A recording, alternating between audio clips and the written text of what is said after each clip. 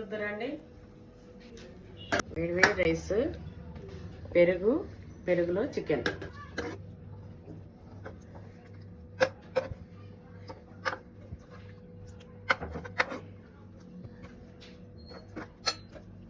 అలాగే ఇట్లా పెరుగుతో చికెన్ కలుపుకొని తినే అలవాటు ఎవరికైనా ఉందా?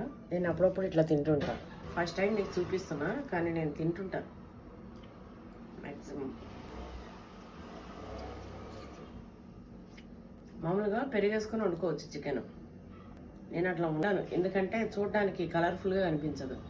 కళ్ళకి ఇంపుగానే ఉంటాయి కదా, మనకి తినబుద్ధి అవుతుంది బాగా. దీనికి టైం పడుతుంది. నేను యుద్ధం చేసినట్టు ఉంది.